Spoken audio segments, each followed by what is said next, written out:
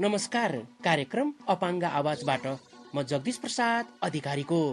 आदरणीय श्रोताहरू, कार्यक्रम अपाङ्ग आवाजमा यहाँहरूलाई स्वागत गर्न चाहन्छु। यो कार्यक्रम नेपाल अपाङ्ग मानव अधिकार केन्द्रले नेपाल सरकार, महिला बालबालिका तथा ज्येष्ठ नागरिक मन्त्रालयको सहयोगमा तयार पारेको हो।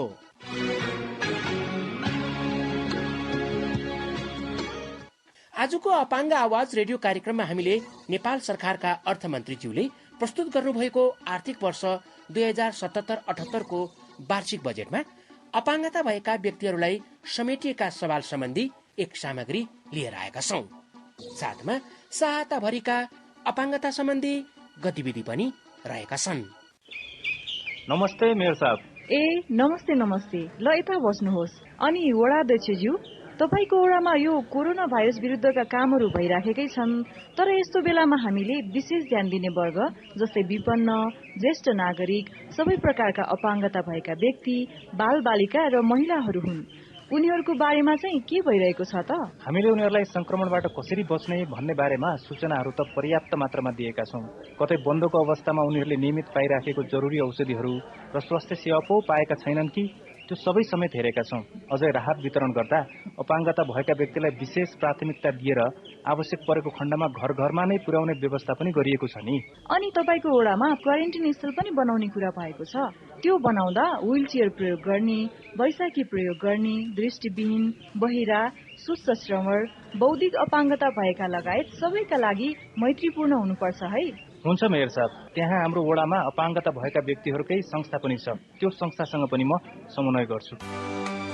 सीबीएम र यूएनडीपी सँगको साझेदारीमा राष्ट्रिय अपाङ्ग महासंघद्वारा जनहितमा जारी सन्देश।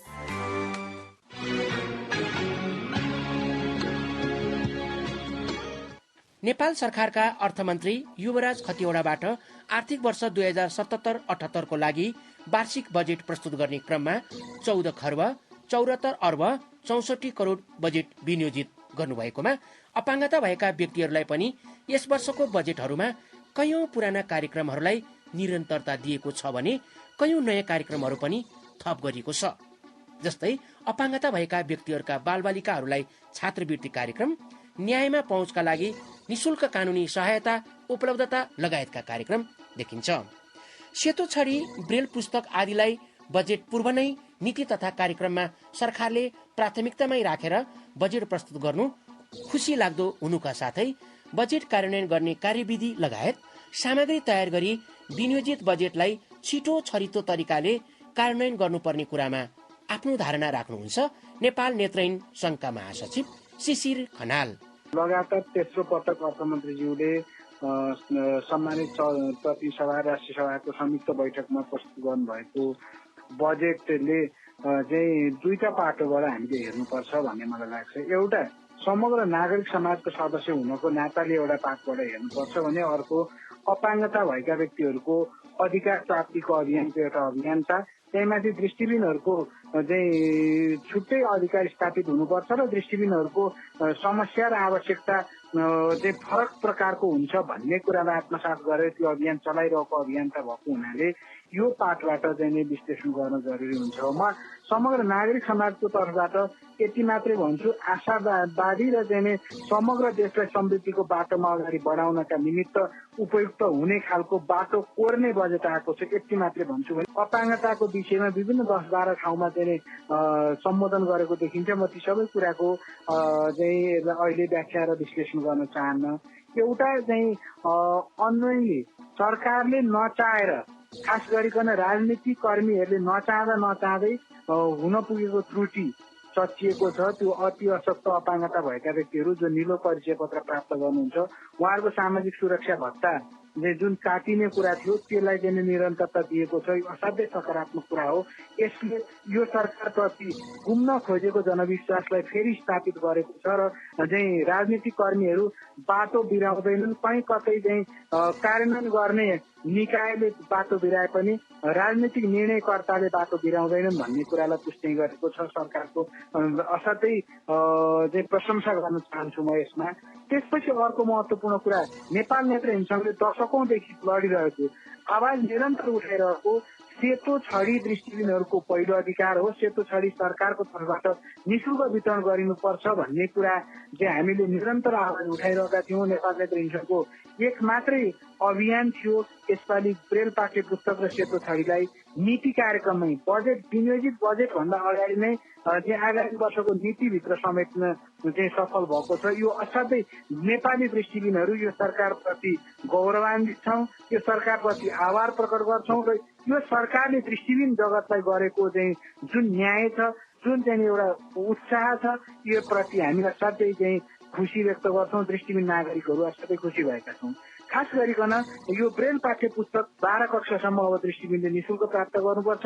सेतो छडी सबै पालिकाका दृष्टिबिनहरूले अब फारम भरेर लाइन लागेर दिने चाहिँ ठुलो मान्छे र त्यो सेतो छडी नहुने अग्राधिकार प्राप्त सेतो छडी चाहिँ तल हात थापेर चाहिँ लिनुपर्ने अवस्थाको अन्त्य हुनुपर्छ।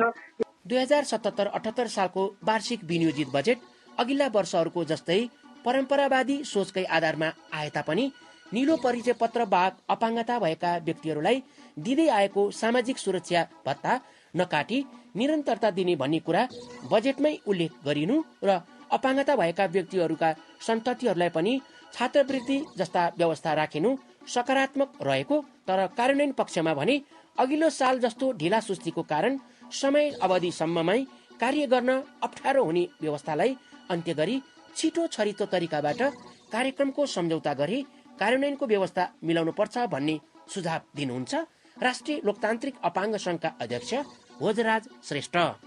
खास गरी अहिले 2077-78 को बजेटलाई चाहिँ साथसाथै हेर्दाखेरि हिजोकै परम्परावादी सोचबाटै आएको जस्तो हामीले महसुस गरेका छौँ।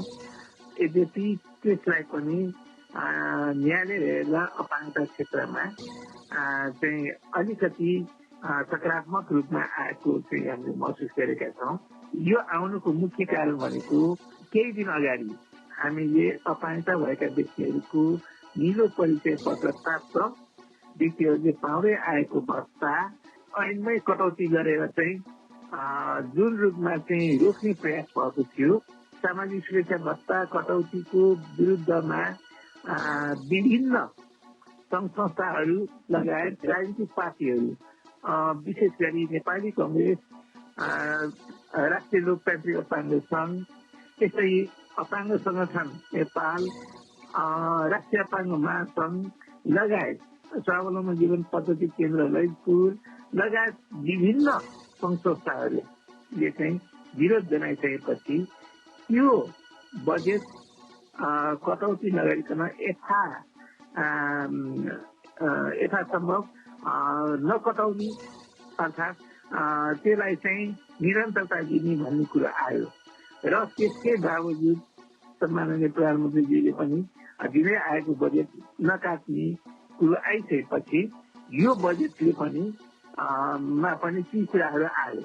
यो अपाङ्गता भएका व्यक्तिहरूको लागि सकारात्मक कुरो हो र अहिले बजेटमा नयाँ कुरो भनेको अपाङ्गता भएका व्यक्तिहरूको सन्ततिको लागि पनि छात्रवृत्तिको व्यवस्था गर्ने भन्ने कुरो आएको छ र यो विगत 10औं वर्षदेखि हामीले उठाउँदै आएको कुरो हो र यो चाहिँ कार्यान्वयन गराउनको लागि पनि हामी सबैले लाग्नुपर्ने हुन्छ र बजेट त आउँछन्, बजेट विनियोजन पनि हुन्छ, तर त्यसलाई त्यो बजेटलाई चाहिँ कसरी चाहिँ सुरुदेखि नै चाहिँ कार्यान्वयन गर्ने सम्बन्धित सङ्घ संस्था वा व्यक्तिसम्म कसरी पुर्याउने भन्ने कुरोमा चाहिँ फेरि मन्त्रालयले निर्देशिका बनाउनु पर्ने, त्यसपछि कहाँ कहाँ पठाउनु पर्ने, पठाउँदा साउनदेखि काम सुरु गर्नुपर्ने, बजेट जान्छ चैतमा वैशाखमा पुग्छ। त्यसले गर्दाखेरि कार्यान्वयनको पार्टमा चाहिँ मन्त्रालयले बजेट विनियोजन गरिसकेपछि त्यसलाई फास्ट ट्र्याकमा पुर्याएर बढीभन्दा बढी कामहरू कार्यान्वयन गराउनु पर्नेमा त्यो चाहिँ कमजोरी अहिले पनि छ।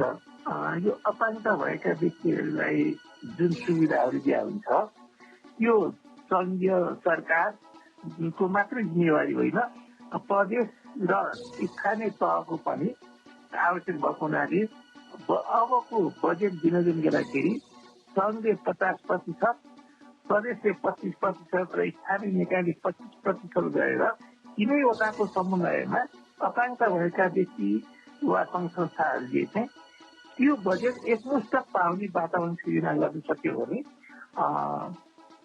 सङ्घ, प्रदेश र स्थानीय निकायप्रति आकांक्षा भएका व्यक्तिहरूको जिम्मेवारी अझ बढ्ने थियो भन्ने लाग्छ। आर्थिक वर्ष 2077-78 विनियोजित बजेटमा अपाङ्गता संगठन नेपाल र अपाङ्गता अधिकार कर्मी, अपाङ्गता सम्बन्धी काम गर्ने विभिन्न संघ संस्थाहरूबाट अर्थ मन्त्रालय, महिला बालबालिका तथा ज्येष्ठ नागरिक मन्त्रालय, संघीय मामिला तथा सामान्य प्रशासन मन्त्रालयहरूमा उपलब्ध गराइएको सल्लाह सुझाव अनुसार बजेट आएको र सामाजिक सुरक्षा भत्ताको निरन्तरता, भौतिक संरचना, सांकेतिक भाषा अनुसन्धान, सेतो छडी, ब्रेल पुस्तकको उपलब्धता लगायत थुप्रै कुराहरू समेटिएकोले हामी अपाङ्गता क्षेत्रबाट धेरै खुसी हुन पाएकोमा नेपाल सरकारलाई धेरै धेरै धन्यवाद भन्नुहुन्छ 2064 सालको संविधान सभा सदस्य एवं अपाङ्गता संगठन नेपालका संयोजक इन्दिरा माया गुरुङ। र म चाहिँ अब यो अहिले 2077-78 को सरकारले ल्याएको आर्थिक वर्षको बजेटको बारेमा भन्न चाहन्छु। नेपाल सरकारलाई पनि धन्यवाद पनि दिन चाहन्छु, किनभने हामी अपाङ्गता भएको व्यक्तिहरूको लागि समेटिएका बजेटका क्षेत्रहरू र हामी अधिकार कर्मीहरूले हामीले चालेको कदम र राय सुझावले पनि हामी अगाडि बढ्न सकेका छौँ भन्न चाहन्छु। र अर्को चाहिँ हामी यो हाम्रो भातृ संगठन अपाङ्गता संगठन नेपालले यो जुन चाहिँ अपाङ्गता भएको व्यक्तिहरूको लागि भत्तादेखि सबै कुरा कटाउँदै आएको हिसाबले पनि हामीले धेरै सल्लाह सुझावहरू अर्थ मन्त्रालय, महिला बालबालिका तथा ज्येष्ठ नागरिक मन्त्रालय अनि संघीय मामिला तथा सामान्य प्रशासन मन्त्रालय र अनि यो संघीय विज्ञान प्रविधि तथा शिक्षा मन्त्रालय अन्तर्गत चाहिँ हाम्रो यो बजेटहरू आएका छन्। त्यसको लागि धन्यवाद पनि दिन चाहन्छु। र पहुँचयुक्त हामीले पहिल्यैदेखि नै भौतिक संरचनाको कुराहरू, पाठ्यक्रमको कुराहरू, अप्सनमयको कुराहरू गर्दै आएका थियौँ। त्यो आएकोमा र अर्को सांकेतिक भाषा हाम्रो बहिरा साथीहरूको लागि र अर्को चाहिँ दृष्टिविहीनको लागि त्यो छडी र ब्रेल लिपि साथै पाठ्यक्रम चाहिँ निःशुल्क उपलब्ध गराउने व्यवस्था चाहिँ यो पहिलोचोटि भएको हिसाबले यहाँलाई यो हाम्रो यो बजेटलाई पनि र अनि हाम्रो यो मन्त्रालयदेखि लिएर सरकारलाई पनि धन्यवाद दिन चाहन्छु। अन्त अपाङ्गता भन्ने व्यक्तिहरूलाई न्यायको पहुँच पुर्याउनको लागि निःशुल्क कानुनी सहायता सेवाको व्यवस्था मिलाइने भन्ने यो सरकारबाट हामीलाई यो 77-78 को बजेटले समेटिएका छन्। यो चाहिँ के अरे नेपाल सरकारलाई धेरै धेरै धन्यवाद सहित यो नेपाल सरकारका सामाजिक सुरक्षा ऐन 2075 आएको र त्यसलाई चाहिँ नियमावली 2076 सहित 3 गतेको आएका छन्। तर यसमा चाहिँ यो बजेटमा मात्रै भत्ताको व्यवस्था हुँदाखेरि हाम्रो ऐनमा नै संशोधन गर्न को लागि चाहिँ म सरकार समक्ष आह्वान पनि गर्न चाहन्छु। अपाङ्गता भएका व्यक्तिहरूका चाहना तथा आवश्यकताहरू बाँकी हुँदाहुँदै पनि सवारी साधनमा भन्सार छुट, जनता आवास कार्यक्रम, अपाङ्गता भएका व्यक्तिहरूलाई बैंकहरूको ब्याज दरमा छुटको व्यवस्था नभएको, रोजगारीमा स्पष्ट व्यवस्थाहरूको बारेमा राष्ट्रिय अपाङ्ग महासंघले लामो समयदेखि उठाइरहेको कुराहरू बजेटमा आउन नसकेको, यद्यपि अपाङ्गता भएका व्यक्तिहरूलाई भौतिक संरचना अपाङ्गता मैत्रीका सवाल, सांकेतिक भाषाको अध्ययन अनुसन्धान, निःशुल्क कानुनी सहायता लगायत थुप्रै कार्यहरू बजेटमा उल्लेख हुनु सकारात्मक हुँदाहुँदै पनि गत वर्षमा जस्तै कार्यान्वयनमा ढिलाइ, सम्झौता हुन ढिलाइ र स्थानीय तहबाटै कार्य गर्नुपर्ने भन्ने जुन अघिल्लो सालको तीतो अनुभवलाई सिकाइको रूपमा अनुसरण गरी झन्झटिलो प्रक्रियालाई समयमै छलफल गरी समस्याको समाधान गर्नुपर्ने र अघिल्लो सालको जस्तै रकम चैत्र महिनामा निकासाको कारण कार्यान्वयनमा बाधा भएको हुनाले समयमा नै यसको उचित समाधान खोजी गर्नुपर्छ भन्नुहुन्छ राष्ट्रिय अपाङ्ग महासंघ नेपालका अध्यक्ष मित्रलाल शर्मा।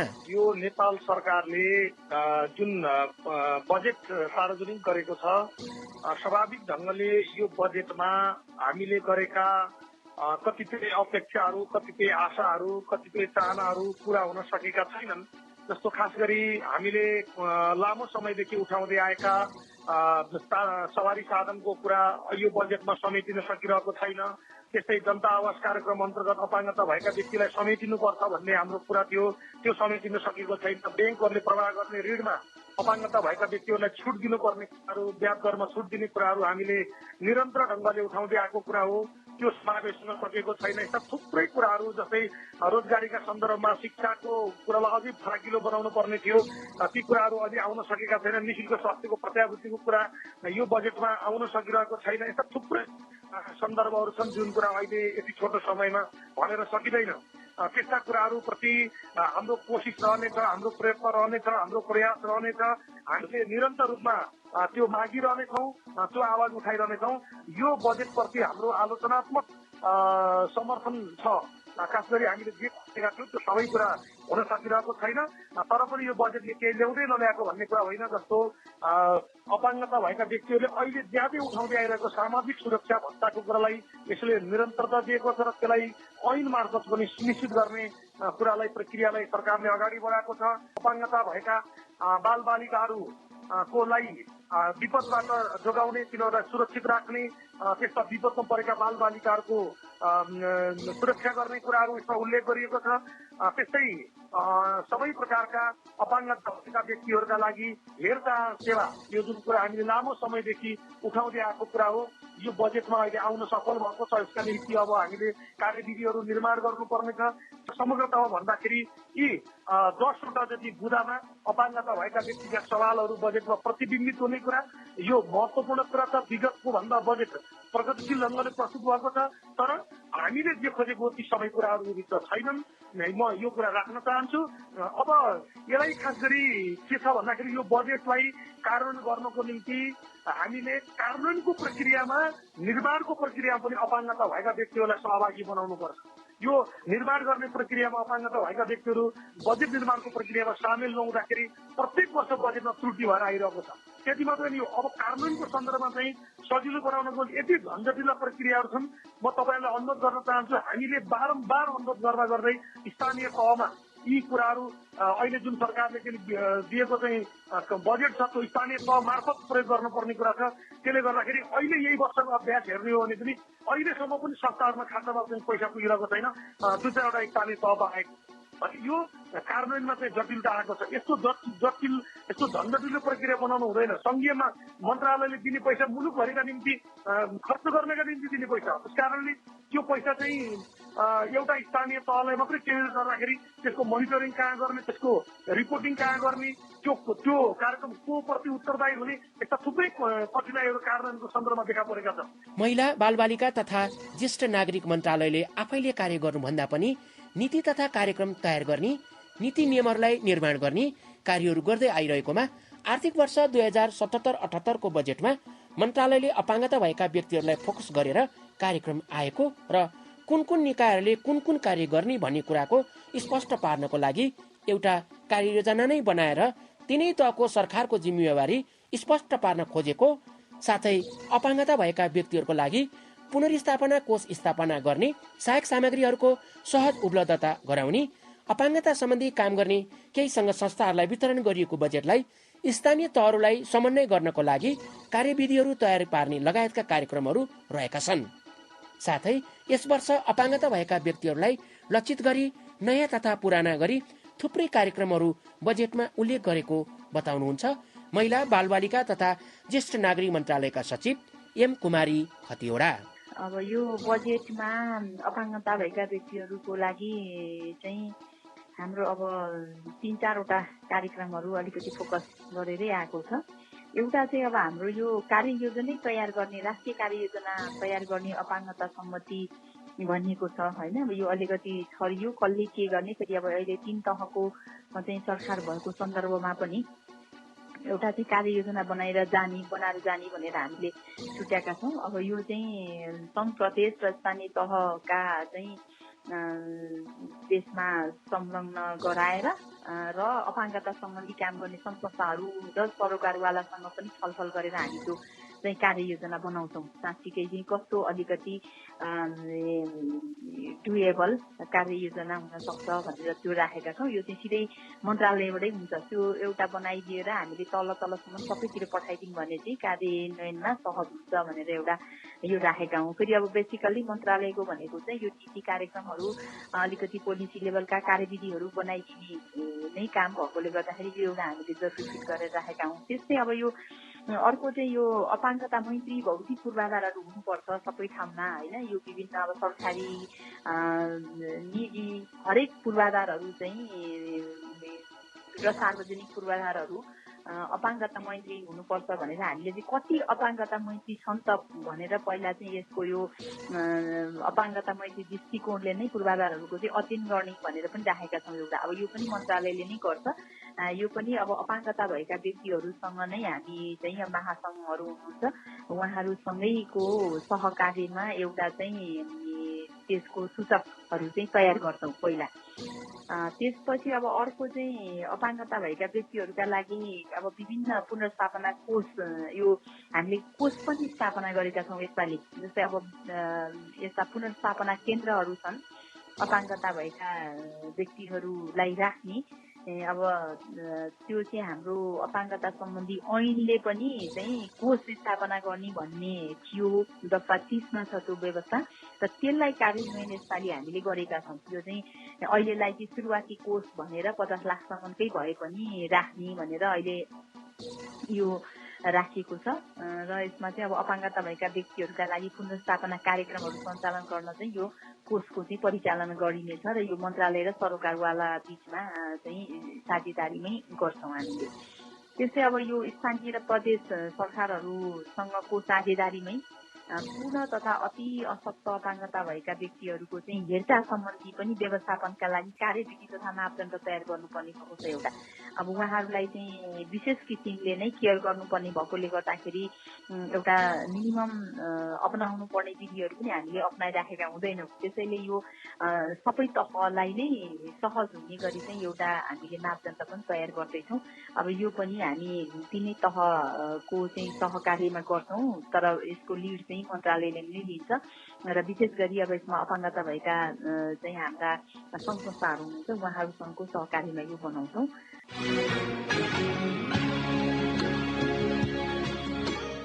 श्रोताहरू, हामी यो अपाङ्ग आवाज रेडियो कार्यक्रम मार्फत तपाईहरूलाई अनुरोध गर्न चाहन्छौँ कि तपाईहरूले पनि आफ्नो संस्था मार्फत अपाङ्गता सम्बन्धी कुनै पनि कार्यक्रमहरू गर्नुभएको छ भने समाचारको लागि टेलिफोन, इमेल तथा फेसबुकको मार्फत पनि हामीलाई पठाउन नभुल्नुहोला। हामी तपाईहरूले पठाउनुभएका सामग्रीहरूलाई प्राथमिकताका साथ स्थान दिने नै छौँ। कार्यक्रममा अबको पालो रहेको छ व्यापारिक विश्रामको।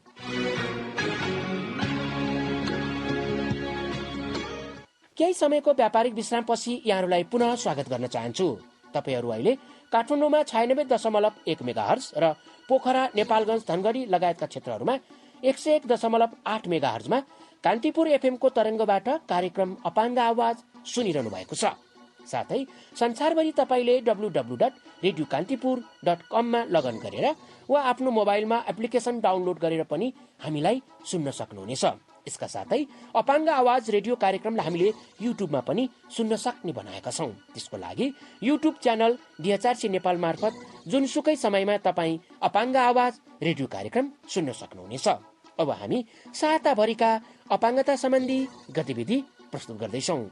गतिविधि प्रस्तुत गर्दै हुनुहुन्छ हाम्रा साथी शर्मिला विश्वकर्मा।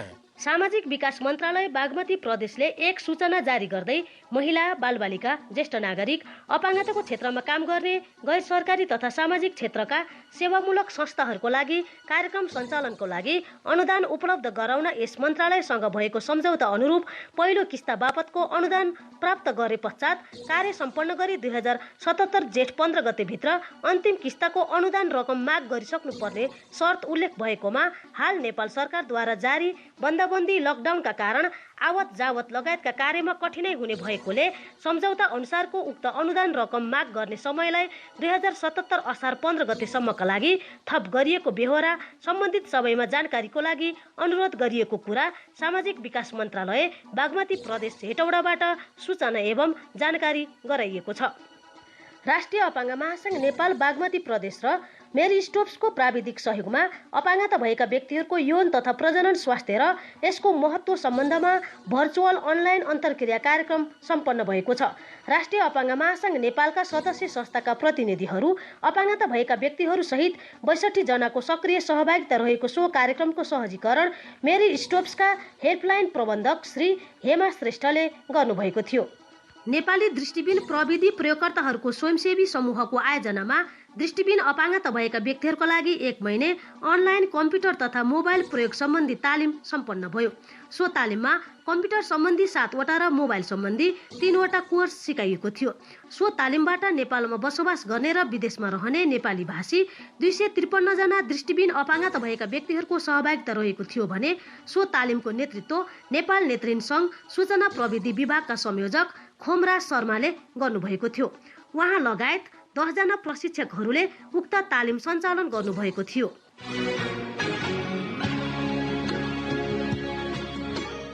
श्रोताहरू, तपाईलाई आजको अपाङ्ग आवाज रेडियो कार्यक्रम कस्तो लाग्यो? कार्यक्रमको बारेमा आफ्नो सल्लाह सुझाव अथवा प्रतिक्रिया लेखी हामीलाई पोस्ट बक्स नम्बर 19408 मा पत्राचार गर्न सक्नुहुनेछ। साथै इमेलको सेवा प्रयोग गर्नुहुने साथीहरूले dvoice@dhrcnepal.org.np मा इमेल पनि गर्न सक्नुहुनेछ।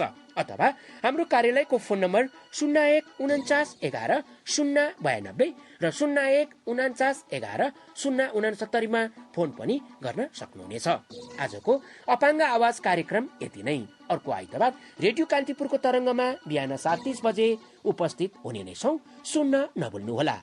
आजको कार्यक्रमको निर्धारित समय सकिसकेको छ। प्राविधिक मित्रलाई धेरै धेरै धन्यवाद दिँदै कार्यक्रमबाट साथीहरू गणेश सुवेदी, शर्मिला विश्वकर्माका साथै म जगदीश प्रसाद अधिकारी पनि बिदा चाहन्छौ। नमस्कार।